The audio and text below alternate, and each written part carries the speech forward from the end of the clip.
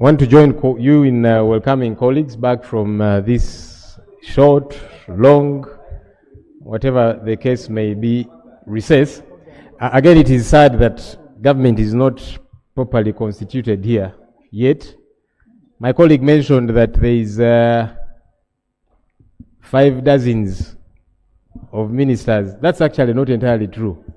There are 6.5 dozens when you to do the math. So it's important that representation here gets to be good.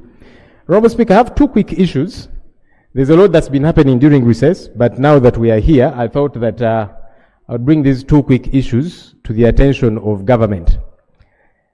We have had, and Honourable Speaker, I'm sure you have taken note of media reports, international media, showing that there is a deal that's been agreed upon between the US government and the Uganda government to bring US deportees here. We don't know whether they are former criminals or whatever or current, whatever the case might be. The Minister of State for Internal Foreign Affairs, Honorable Okello Oryem, denied these reports initially, but then the reports persisted days later. I think it's important for government to help us understand here. Is it true? If so, how? What's the arrangement? What kind of people are these? Do they not have their countries where they originally come from? Why Uganda? And if Uganda, where? I think all of these issues need to come through. And if the reports are untrue, it would be good that they clarify here on the floor of Parliament and say it is entirely untrue. Then we know how to proceed. But if it is true, let's not operate surreptitiously. The country needs to know who are these. Somebody might wake up and there is a criminal as their neighbor and they have no idea. The second issue and final issue, Right Honourable Speaker. For the umpteenth time, Right Honourable Speaker, I've raised issues to do with prisoners who, as a result of the Supreme Court ruling on the 31st of January this year, which was to the effect that civilians have no place before military courts. And all those files should be transferred to civilian courts. That was an order of the Supreme Court. Up until now, Honourable Speaker, that has not happened. Each time we raise the issue here, the Attorney General has said, well, Article 120, the DPP cannot be ordered around. The DPP, who is now exiting that office to become principal judge, has not moved. We get back to you, government. What is happening? Honourable Speaker, there has been 2 recent rulings. One, Ssenyonyi Yasin, also known as Machete versus Uganda, and another, Agaba Anthony, also known as Bob Young versus Uganda. These 2 were sent to jail by the court-martial. Now, the court-martial is functus official, no longer has any jurisdiction over them.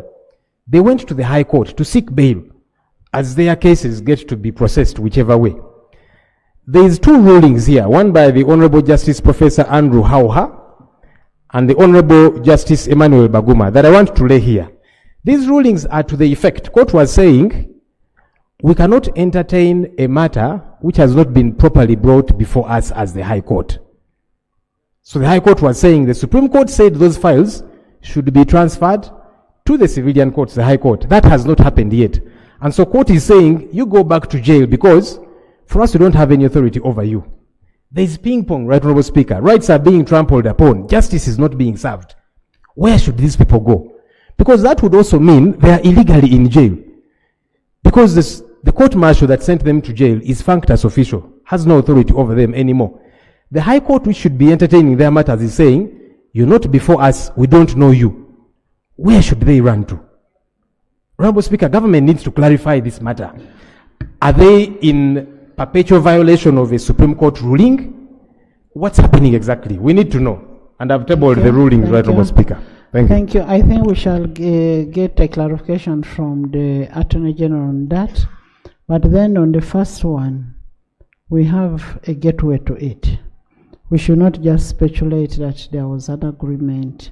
We will ask the Minister to bring a report as per Rule 41 of the Rules of Procedure. That is presentation of treaties, protocols, or international agreements before Parliament. So we'll expect that from the Minister responsible. Yes. I want to thank you very much. You did speak about the political season we are in. For me, I came here ready to congratulate you for your victory against the former speaker. But I had also thought that the NRM would be generous to celebrate with us what transpired in Kololo. We saw chairs flying in air. But I thought we'll start with congratulating you, the Speaker of Parliament, for your big victory. But related to that, Madam Speaker, in this political season, because I saw you in the last Parliament, we were celebrating smaller things. The former Speaker was about, I don't know how many years, you brought flowers here for her. So I thought when you contest and win an election, Parliament should congratulate you, because in the past it has congratulated the smaller things. So, Madam Speaker, Honorable can I Ssemujju, raise my issue, Madam Speaker? Honorable Ssemujju, those are our internal matters for NRM. No, Madam Speaker, I don't, because when you say they are internal, I'll leave it, but political parties are public institutions. But for me, Madam Speaker, another issue related to politics. The deteriorating civic space. I have just had a conversation with this State Minister for Foreign Affairs. I had a smaller meeting this afternoon as MP for Chira Municipality with my constituents near where you get the police. The tents have been confiscated. I was in Mitiana as the Chief of Staff and Brand Manager of PFF to open an office swearing new leaders and introduce my party to that area. Police said you cannot have a meeting in a tent, maybe you go in a hall. We walked 3 kilometers to the Catholic church outside the city. And then when we were coming back to open the office, they said you were in a procession and tear gassed us. They are the ones who took us there. Then they said, don't come back to open the office, you are in a procession. Tear gas. So I wanted you, Madam Speaker, since we have the Minister of Internal Affairs, tell us if political parties are banned. If an MP cannot address a meeting in his constituency, that we should go and look for permits. Our leader, Dr. Kizza Besigye, who fought for the freedom of this country, remains in jail 8 months later. The one who was tweeting President Museveni when he was sick in Ruwero. And that's why, by the way, when you are defeating the Honorable Kadaga, I was very happy. The senior people have conspired to let down the country. You want to take away my happiness? It is mine, it is personal. So Dr. Besigye, who fought, I saw her, she said she was very senior. There are those who were with Museveni in the bush, tweeted him. Sam Mugumya, who was with you in FDC before I joined, he was kidnapped. Up to now, we don't know where he is. So my issue, Madam Speaker, is the issue of deteriorating civic space that I ask the minister responsible, since he's here, to tell us. Thank you. Honourable members, you will hear from the minister. It seems he's not aware of it. You've spoken to him? You said you spoke to the Minister of Foreign Affairs, not Internal Affairs. You spoke to Foreign Affairs. So you need to give your information to Internal Affairs so that he's able to come and respond with all the evidence and that kind of thing. Let's not just, can we go to the next item? You people.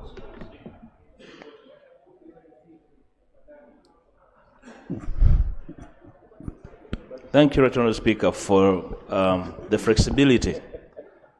The Honourable Ssemujju, in passing, mentions the abduction of a citizen well known to all of us in the name of Sam Mugumya. That up to now, his whereabouts are unknown. Will the Ministry of Internal Affairs volunteer information to this country whether he's in knowledge of the whereabouts of a one Sam Mugumya or not, And if he does know where he is, to understand why he's not anywhere in any court and whatever is happening to him, that his family can have an idea of how to rescue him in a formal way. Right, Honourable Speaker, abduction is a big thing in this country. We have jostled about it here. We have had issues here with abduction and disappearances. Shall we add Sam Mugumya on the list of missing Ugandans when actually was in Uganda? Shall we have that clarified, right, Honourable Speaker? Thank you. You will come back with a report to give us that information on where Sam Mugumya is. Next item. Item 3 on the order paper. Laying of papers, 3-1. No, you can't just ambush him and tell him, does he know Sam Mugumya? Apart from me who knows Sam Mugumya. I know Sam Mugumya. Yeah, but you may not know him. Then why did he come Honourable here if he's Minister, useless? Take note of the issue of Sam Mugumya and then you let us know. Next item. Item 3-1.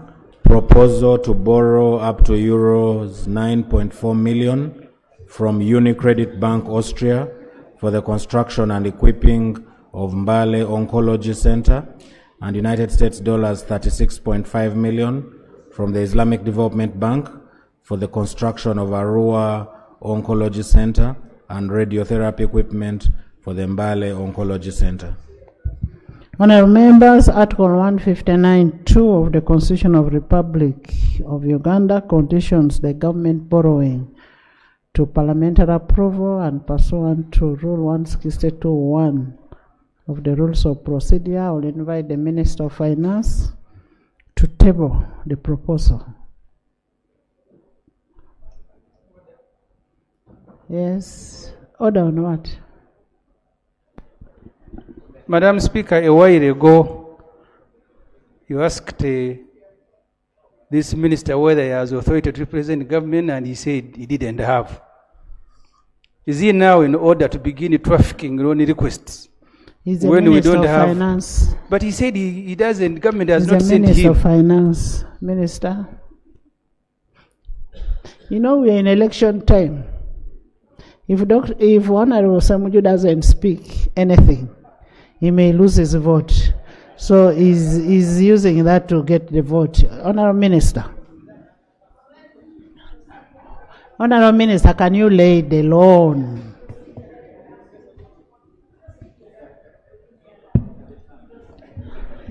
Can we have the loans laid Madam first, Speaker, then you come in? I beg to lay the proposal to borrow up to euro 9.4 million from Unicredit Bank Austria for the construction and equipping of Mbale Oncology Center, and US dollars 36.5 million from Islamic Development Bank for the construction of Arua Oncology Center and radiotherapy equipment for the Mbale Oncology Center. I beg to lay. Right, Honourable Speaker. Thank you, Honourable Minister. Pursuant to Rule 162 of the Rules of Procedure, the proposal stands referred to Committee of National Economy for expeditious consideration. And remember, we are going to have a break soon, so we should consider this as fast as possible. Yes, Goretti.